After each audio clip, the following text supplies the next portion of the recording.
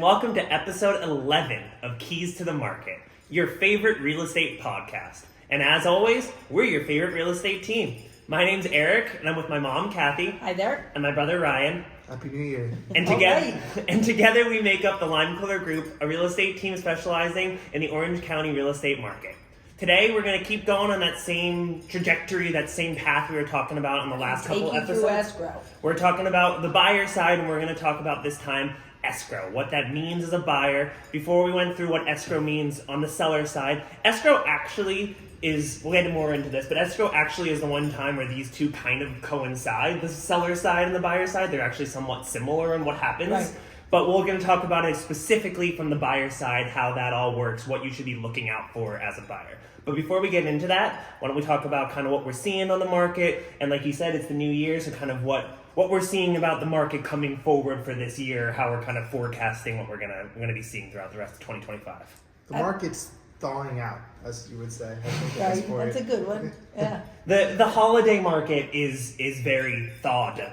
Yes. Well, as you see every year, like that major economists and financial people talk about what's the market going to look like next year. So we're going to give you our crystal ball. It's sitting in front of us and what we see happening. The one of the things that we're reading is that the market is starting much with less inventory than has been in many of the years before. This is the third lowest, I think. They've only done this since 2004, so since 2004, it's the third lowest year. Weirdly, that's 20 some years. Yeah. 2004 doesn't sound that long years ago. Right. So a low inventory market always makes you think that the market will pick up as the time goes on, but also that the buyers will start to bring their interest in with a low number of properties available. The more value the properties will have, the faster they will go, the higher they will sell for. A lot of it depends on the interest rates. I think if we see, they faked us out last year. They told us that the mortgage rates were going to go down, and they did go down, but then they popped them right back up. And I believe that once we see the mortgage rates go down, even 0.5%, something that will make a difference, the market is going to heat up, and I think it's going to continue from there. I think kind of what you're saying. I know we've been talking about it for a while, and I know it almost kind of sounds like we're beating a dead horse, but interest rates are really what's going to drive the market. Yes. Interest rates have been what has driven the market. Interest rates is going to be what drives the market, whether it slows down, heats up, whatever it is. And like you're saying, I know we said it last year and it didn't go down as much as one or some people might have hoped it would have, but interest rates, there has to be a path to interest rates softening from where they're at. I think a lot of the time too when we say this, I don't want people to get the wrong impression by that. Interest rates are not going back down to that 3% threshold that we were at during COVID. And honestly, while that would make it nice to sell or buy a house, you don't want that. If interest rates go down to 3%, that means there's a lot of worse things occurring in the world. You have to think about what caused interest rates to go down to 3% was pretty much the entire world collapsing and closing down. So we don't actually want it to go back down there. It's just we need it to soften from that 7% into the 6 or 5% range so that current homeowners that have a low interest rate can feel like the jump isn't as big. Because there's a lot of people that are waiting to move. They have houses that don't really fit their lifestyle anymore, but they can't move because the price doesn't make any sense. That's what I would say. People want to move and people want to buy, and the interest rates are going to either jumpstart that or keep it going slow. Yeah, because the market right now is such that buyers are waiting out those interest rates. And so the demand isn't there either. If you're saying the supply is really scarce, but there's actually more supply right now than there is actually demand for houses. So I think that kind of impacts the entire market too. And the other side of that is that sellers are waiting for the interest rates to go down because they want to get as close as they can to what they have. Yes. Because most sellers that are going to sell are going to move somewhere. And it doesn't make sense to sell a 4% interest rate house to get a 7% interest rate house. The same, a lot less value is going to cost you as much the same monthly. So, but sellers have been waiting for a while now too. Yes. And the longer people wait around these 6.5 to 7 interest rates, once it gets back to 6.5, people probably will be a little bit more inclined to sell because, like you said, the market isn't going to go back to 4 or 3% interest rates. Right. So Yeah. it's just the softening needs to happen, I feel like, at this point. So now, okay, that's pretty much Where the market's at. and we'll keep you abreast of this because this is the start. This is the starting line of the race. By our It will- next podcast, it'll probably be different than it is today. This is what we do. Yeah. And This then, is kind of our job. so now your offer's been accepted. You're ready to go, and they're telling you that they're opening escrow. What does that mean? We're gonna call you and give you a really fun phone call saying your offer was accepted. We are entering escrow. We're about to do a billion things. What do all these words we're saying mean? You just said my offer got accepted. Why am I not just moving into the house? What's going on? We laugh about how we do this with so many people. I mean, I can't even imagine over the years how many. I mean, hundreds upon hundreds upon hundreds of people we've helped buy homes. And my own daughter, when she bought a home, this was the part of it when she said, where do we go to escrow? Like, where's the escrow place? And although there is a brick and mortar spot, but it was just funny to think, oh my gosh, my own child doesn't even know what it is. So But the thing about escrow is that it's basically the road. It gets you on the road to get to the house. So as much as it's a confusing term, I feel like it's really just a step-by-step process as to how you get to the finish line. 100%. And Eric said something in the very beginning that was so true. Escrow is where This both is the first time she said that. where they both combine. Escrow is the third party and they're neutral. So they're there for both the buyer and the seller. And their whole job is to make sure the important things that your money, all of the disclosures that need to happen on the house, everything that's a part of the transaction itself is followed, and it gets you to the end where you have the deed is transferred and the title of the house is in your name. That's their job. And they're the ones that listen to both sides. They're taking care of all of it. They're taking care of your money.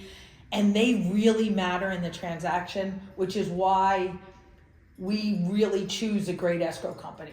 You know, you have to have an escrow company that knows what they're doing, they're experienced, they have cyber insurance, and we'll explain all of that.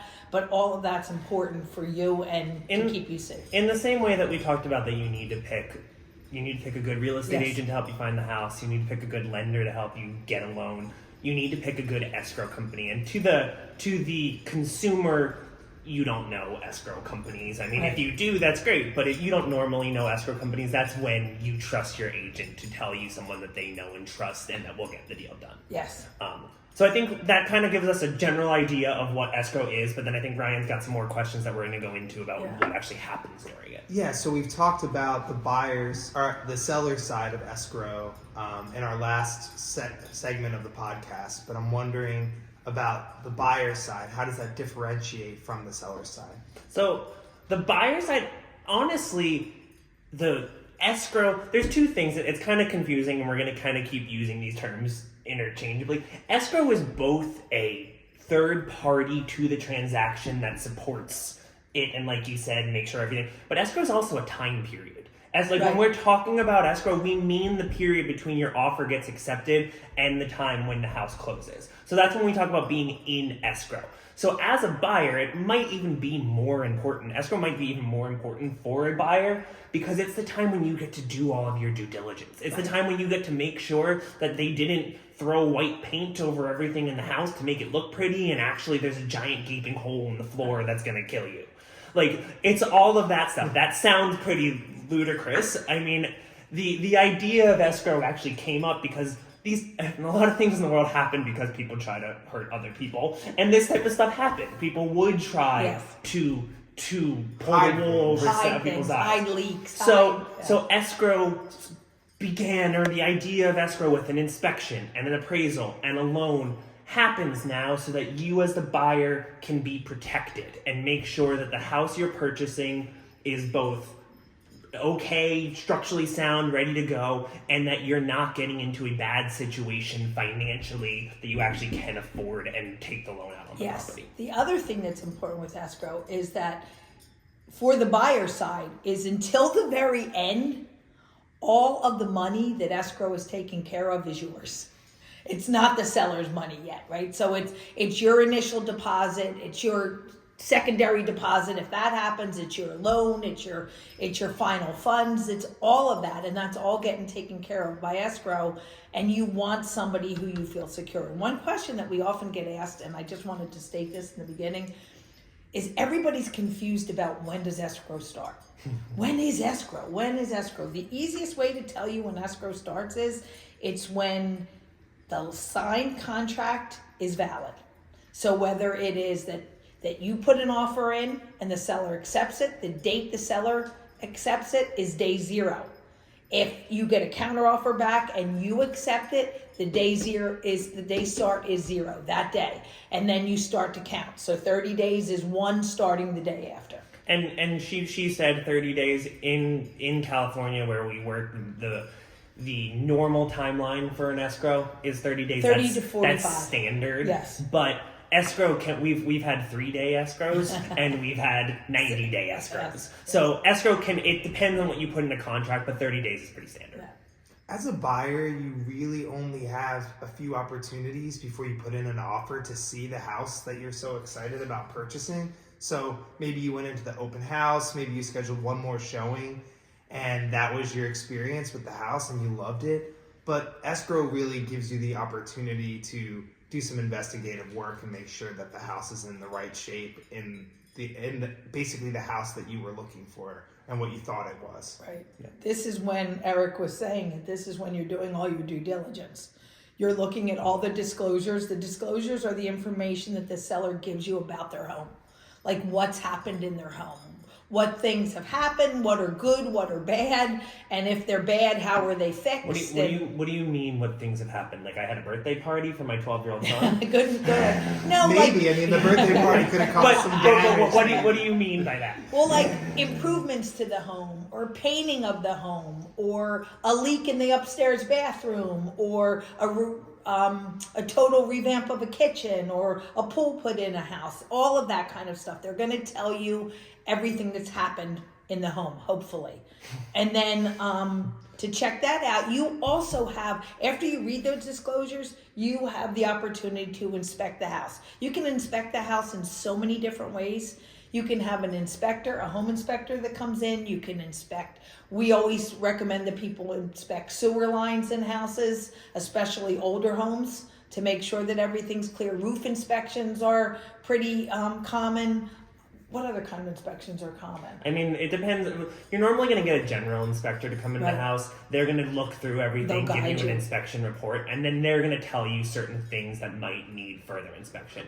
So like you're saying, you could have a roof inspection. You could have a structural inspection if you're near a hill or something. You could have a plumber come out, an electrician. It's that general inspector is going to tell you if there's further need for other inspectors. There's other things that you can inspect, and this is always, if there's something like the size of the home, or permits that were done on the home, or rooms in the home, have they been permitted or not? That is the buyer's responsibility to do the due diligence. The seller can tell you, but it's not the seller's responsibility to go down to the county to find out the information. That is on the buyer, and that's why you're given a time period in order to do this, so that you can inspect everything that you're looking for. Right. So we're jumping around a lot. Let's run and get back to his question. So okay. So earnest money is something you hear about a lot. What is word. that? Yeah. What is that, and how do buyers handle their initial deposit? When I first got into real estate, I thought that was such a weird term. Earnest money deposit. Like, what is that? Escrow. We talk about money. the EMD is what's going on here? It's your initial deposit. It's the amount. It's the money that's going into escrow to pretty much open up escrow. It's kind of it's a deposit, as in like almost it's a safety for the sellers. It's a deposit like you would put a deposit on a photographer for your wedding or a painter for your house. It's putting money down to kind of show that you're in it and you truly are going to at least go through this process. Good faith, I guess. Yes, that's what it's called, the good faith deposit. Because honestly, I think we mentioned this on the seller side, but as a seller, when you enter escrow, you don't really have much ability to leave. A seller signing a contract means that they accepted it, and as long as everything goes through, the house is going to be sold. Escrow for a buyer is different. For a buyer, you have outs, is what I guess I'm going to say. They're called contingencies. We're going to talk about them. We've talked about contingencies a lot.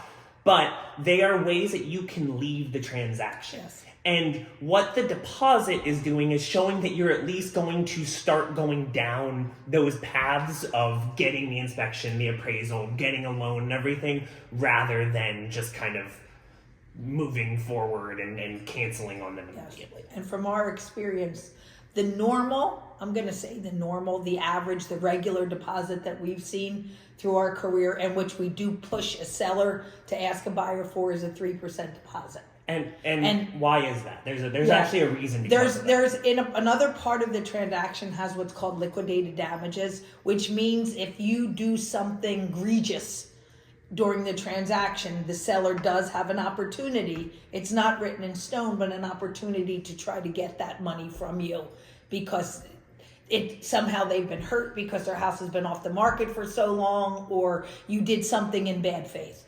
That the top amount that you can get in that liquidated damages is 3%. So essentially what you're saying is that your deposit is refundable by and large. Yes. Like but it can be a risk. If you cancel escrow because of one of the contingencies that is written out in the contract, you get your deposit back and you move on as a buyer. What happens after, if you release your contingencies and all of that, is that money could be up for risk through liquidated damages. The seller could recoup 3% of your purchase price, which is why we try to get people to put a 3% earnest money deposit down. Exactly. Yeah. What key documents and disclosures should buyers expect early in escrow? So, we both got it. Kind of like you said, disclosures are going to be a big thing. It's going to tell what happened to the house. So the seller is going to write them. They're going to give them to them. We talked about seller disclosures on the seller side of the transaction. You're also going to get a title report. And if you're in an HOA, you're going to get HOA docs. Right. I think that's all of it. There's a couple other things that could come up. Solar's another one. Depending on the thing. But solar's another one. It's really just documents that are going to give you as much of a... For the buyer's side, we're trying to give you as much of a picture of this house. The story of the house, yes. So that means if you're in an HOA, what are the HOA rules? Can you park overnight on the street? Can you have guests overnight? How much does it cost? How do you pay? What is all of that? Can I have a giant 17-foot tree in my front yard and paint my house neon green? Most likely not. And if you're not in an HOA, please don't do that anyways. But it's that type of stuff. You'll learn about the house. A title report is going to actually tell you the history of the house and who owned it and whose names were on title and if there's any liens on the property. Right. That type of stuff gives you as much of a picture of the house as you can. Right. Okay. What contingencies typically protect buyers during escrow? The main ones are the appraisal, which is the value of the home, that what you're paying for the home, it's valued at that. And there's that has a lot to do with the bank. The bank's going to decide that. They're the ones that initiate that. As Eric mentioned before and Ryan mentioned as well, is the home inspection and all types of inspection, reading the reports, being comfortable with the HOA docs, being comfortable with the title report. That's all your inspection contingency. Yeah. And then what contingency? Oh, now there's a mortgage insurance contingency. The insurance contingency. Both are right. The insurance contingency has become bigger now as we sit here with fires in California. You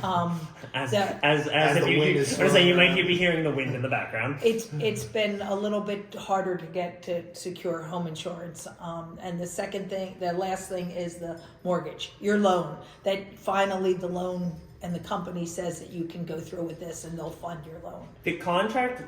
The California contract writes these to be 17 days. Those can be altered. But essentially, in those 17 days, you as the buyer, like we said, have the right to do due diligence. And that means you have the right to go into the property.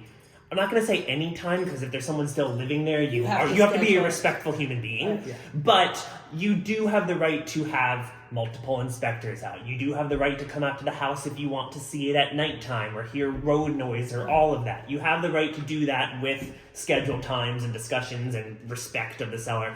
But it's really the time that you can make sure that you are good with all of this stuff. So inspection can mean the inspector, but it also can just mean you as a buyer looking at the property and making sure you're good with it. And honestly, we would recommend that to many of us. Yeah, it's your chance to check boxes that are important to you and make sure that the house is everything that you want it to be. Because once you get through escrow, there's really no going back. Or if there is, it's not a fun process, so you don't want to be there. Like trying to take a tattoo. Yeah, exactly. That's true. But we can do it. We can sell your house right away. Yeah, that's true. Okay, so how should buyers approach the home inspection process? So we talked about a good amount of this, but the inspection, honestly, I think we kind of talk about it a lot because the inspection is a big one. The appraisal and the loan, honestly, aren't always going to be there. If you're all cash, you might not even have an appraisal and a loan. But an inspection is really important just because you want to make sure you know everything that's going on with the house. If you are buying this house and you're at the top of your money and you're at, you can't spend more, and then you find out that the air conditioner and the water heater and the ducting and the everything is breaking down and you're going to have to spend $100,000 to fix it all, maybe that's not the right house for you. Big thing. And that's a good and that's a good thing to know. The big thing that I always say to buyers is be there. Be present then. Yeah. That's a big time. If there's one thing that you would say to me, what should I be there for? I would say the inspection, and especially the summary of the inspection. Meet your inspector. Talk to we will give you a recommendation of a few inspectors who we really like. Meet them, talk to them, have a conversation about what you're looking for, what's important to you and what you want them to find. If you want to walk through the house and have them show you all the things, they'll do that as well. This is your time to make sure that the house is and most inspectors are pretty good. They will give you they'll do it, they'll give you a summary at the day of, and then they'll give you a long report of it all. And pretty much every inspector I've ever talked to is willing to take your phone calls days after to discuss things. But you mentioned an RR, so that goes to inspections. What is that? What do you mean by an R? What even do those letters? So it's a request for repair. So what that basically is you get to see the entire inspection report and then decide which items you feel the seller should try to take care of before you purchase the house. So the seller can either fix those items that you ask for. They can give you a credit that says, here's some money, you fix it once you get into the house, or they can say, go pound sand, I'm not going to do any of that. So does the seller have to do any, is the seller required to do anything? The seller's not required to do anything. It just depends on where the leverage really lies in the situation. If you, the buyer, have more leverage on the seller and the seller really needs to get out of the house, or the seller doesn't have any backup offers or something like that, then they are less likely to give you everything that you want. Right. But if they're up against the wall and then they're going to have to give you more. So that's part of the negotiation process that we do such a great job on as far as being your realtor. That's where we can kind of get into the nuances and kind of guide you. You should ask for all these things. Maybe you should back off on these things if you really do want the house, and we can kind of guide you from there. All homes in California, I'm going to say this, which is going to be very contradictory to what you just said, but all homes in California are sold as is. You sign that in the contract. So this is what you're talking about, the negotiation that helps, because we pause people. Yeah. Okay, you don't like the blue wall. You walked in and saw the house and the blue wall was there. Asking them for the blue wall to be painted is a little on the ridiculous side. The only thing that sellers have to do are anything that's health and safety. The strapping of your water heater, the what else is out? Carbon monoxide and smoke detectors in the home. They're all health and safety. You can't have a broken window. You can't have especially if you can't have a broken window if you're cash. You can't have a broken window if you're mortgage. So those things are all that they have to do. But there are some things that make total sense. If you walked into the house, you didn't see that the roof was leaking, and then the inspector says your first year of rain, your roof is leaking. It's gonna there's things that are understanding that you would ask for. The other thing is if it's written in the contract that you are responsible to repair termite damage, which is section 1, which is live infestation, then the seller has to do that. You can ask for that and have that done. But if not, that's something that again is negotiable. I think, kind of like you said, in terms of asking for repairs and whatnot, it's stuff that you can see when you view the house is pretty. It's not that you can't ask for it, but it's a little, I guess, taboo to ask for. You shouldn't be asking for someone to paint a wall, or honestly, like I mentioned, cosmetic. That's a big But even word. if, like I mentioned, like if there is a giant hole in a wall, and it's pretty obvious when you saw the house that there was a giant hole in that wall right there, it's like you could ask for it, but like honestly, you saw that when you purchased the house. But if there's the sewer line out to the street is clogged and your front yard's about to back up with all of your sewage, your roof is falling down, like there's certain things that you can't really see as a buyer. Yeah. It is a big negotiation period in the contract, though. The repair request is, which is why Ryan was saying you need an agent who's really very good with this negotiation point, because there's a difference between having a seller understand and accept and just be so angry that you've overdone it. So I'm sure you're all going to have good agents, because I'm sure you're all going to call us and we'll be fine and we'll take you through it as we do everybody else. So the inspection and the appraisal sometimes get a little confusing with Yes. one another. So how do those things differentiate, and what is the role of the appraisal?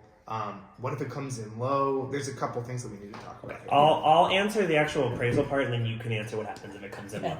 That's the negotiation part that you gotta take care of. So an appraisal, it is confusing because the appraisal has an inspection. Yes, it's another there's a inspection. time in which the appraiser comes out to inspect the house. So those words start to get Where your confusing. 'cause- broken window comes into play. Yes. So what that actually means, the appraisal is coming from the bank. If you're having a loan taken out on the house, the bank is trying to see if they will value the house at what they're loaning out on. The bank wants to make sure that if they're going to give you $1 million loan, that if something were to happen, they could get $1 million back from the house. So it's essentially coming from the bank. If you have an all-cash loan, you're not going to have an appraisal. It doesn't. Unless you want an all-cash loan is not a thing. If you're going to have an all-cash offer, you're not going to have an appraisal.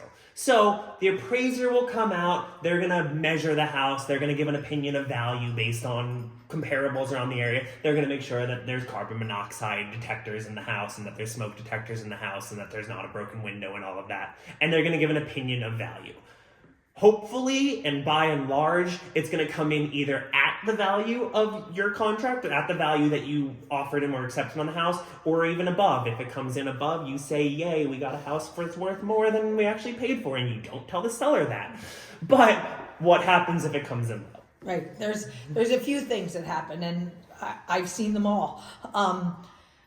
Oftentimes the appraisal will come in at value and there will be no problem. Or like Eric said, it'll be over and you'll be all excited and not say a word to anybody. But if it does come in lower than value, there's two options.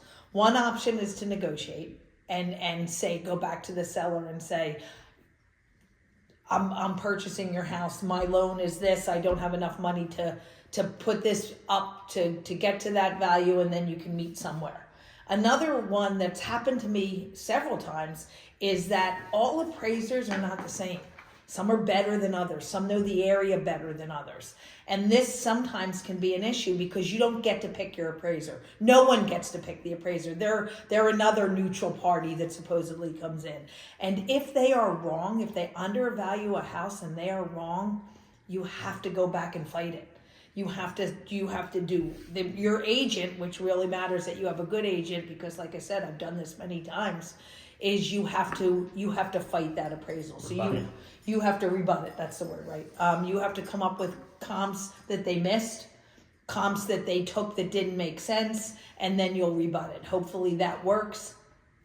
But a good agent, is there almost doing those rebuttals and having that information on the day of the appraisal. And I can say this because I've seen you do it a lot of times.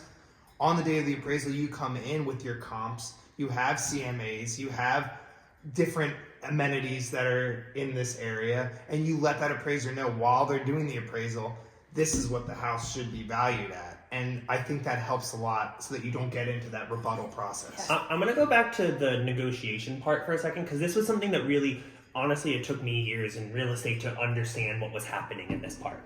If there's a gap between the appraisal and what the actual house you're buying it for, what's happening there is that the lender, the bank, the whatever, is saying that they're willing to lend out a certain amount of money on the house, which means that you can negotiate with the seller to bring the price down, or you can put more money into the house to make up that gap.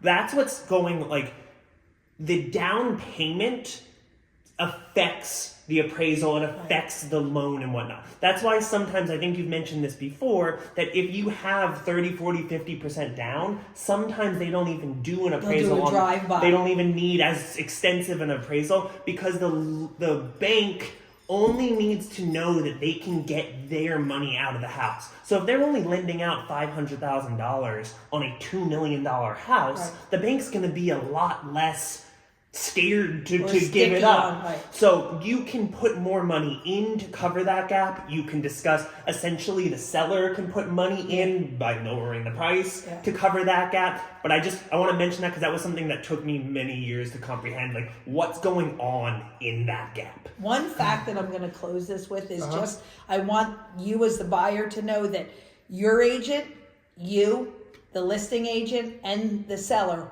all want the appraisal to come in, and the bank. Yes. So everybody's fighting for the same thing, which is a good thing in the transaction. So finally, when we talk about contingencies, they're basically all the boxes that need to be checked to get through escrow, right? So how do they get removed? What's the timeline on that? Why does it matter? Let's go over that. Eric talked about this before, that in the contract it says 17 days, and you can change it. A lot of people will change it. 17 days. You can change anything in a contract. Right, it's a long time. So like 15, 14, 10, but let's just go to the 17 days. You have the 17 days to do all of this. If it can't be done in that time, you as the buyer's agent for the buyer need to ask for an extension of time because something happened, right? You didn't get the HOA docs until longer in the period than you needed to look at it. You only had 3 days to look at it instead of 7 days to look at it. All of that could have happened. So that's one of the things that can happen. But once those periods are met and you're okay, you feel confident with everything that you're buying in the house, it's called a contingency removal. And you can remove one contingency at a time, or you can remove a full contingency removal. Once you remove the full contingency, that's when you're going. You're steamrolling ahead to the close of escrow. That's when we were talking about the earnest money deposit, that's when your deposit becomes at risk. That's when the liquidated damages and all of that starts to come into play. If you release all of your contingencies and then do something to end the contract, you do something egregious at that point, that's when. So on the seller side, you feel confident after the buyer releases their contingencies. On the buyer side, you need to make sure you're ready to go. You've done all of your due diligence, because once you release your contingencies, there's not really much going back. Yeah, you're pretty locked in. Usually at this point in the transaction, we've pulled you back off the cliff. You're standing on the top of the mountain and you're excited and ready to go. And it's a good place to be once you're through. And if you're still on the cliff, then you got to figure it out because you're buying the house. So, moving on to our final steps to close. Okay. How does a buyer finalize their loan and prepare for closing? So we talked about this when we were talking about getting ready and everything. You have to have a good lender that you feel comfortable with. Throughout this entire process, we haven't talked too much about the loan aspect because we're talking about the real estate side or the actual transaction side of it. You're going to be doing stuff with the lender on the back end. They're going to be giving you paperwork to sign. Like you said, with the appraisal, as a buyer, you pay for the appraisal. So you're going to have to pay for it. You're going to have to make sure all of that. Towards the end of the transaction, you're going to get final documents. You're going to get closing disclosures. You're going to get a bunch of stuff that's saying kind of the end of it all. You're going to get stuff from escrow saying the amount of money that's going to different places and whatnot, and you're going to make sure that all looks right. You're going to make sure that the document doesn't say you're spending $500 for something you didn't have to pay for. You're going to make sure the document doesn't say you're spending $2 million on a house that's worth $1 million. Eric said that the closing disclosure, the CD, is now it's changed a little bit, and it's something that's really important. That's when escrow does. It gives you all the amounts. You know what money you have to bring in order to finish your deposit at the end of all of it, your down payment, and then the lender's going to tell you their costs. It's called the closing disclosure. You have 3 days. Once you get that, you have 3 days to look at it. And if you notice at the bottom, the date that you're allowed to sign it is usually the date 3 days after that you receive it. And then once that's done, you're going into signing your loan docs, Yeah. getting ready for funding, putting your money into escrow, and getting ready to close. And if you don't have a loan, if you're an all cash deal, then you're going to put your money into escrow. You're obviously not going to finalize the loan and everything, but you're still going to get disclosures and whatnot from the escrow. You're still going to make sure all the money and everything, and you're going to put the money in escrow. Escrow's going to wait until the day of close, and then Ryan's going to ask us questions about what happens at the end. So like at this point, you are like right by the finish line. You can see it. It's in your sights. The final walkthrough is here. Yay! As a buyer, when you go into that final walkthrough, we talked about it from the seller side. It is a chance for the buyer and the seller to meet each other, most likely for the first time during the final walkthrough. But as a buyer, should you be prepared for anything? Is it just like a high five and a handshake? It depends on. I'm going to go back to your repair request. It depends on what you have in that repair request. If there were things that the seller was supposed to fix, and hopefully your agent made sure that a licensed professional was the person that fixed that, you should have the receipts, and they should show you how they fix it, like what was done to fix it. And sometimes people have a secondary inspection.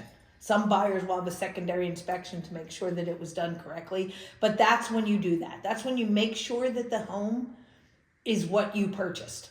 Little things like that blue wall is still blue. It wasn't painted white or anything like that. Like it is good faith, but you're also making sure that you're comfortable and that everything is exactly what you purchased. On the fun side, a final walkthrough is a time to meet the seller and tell them how beautiful their house was and learn how to use the systems to make sure you know how to use the air conditioner and if you have a pool and when trash day is and all of that.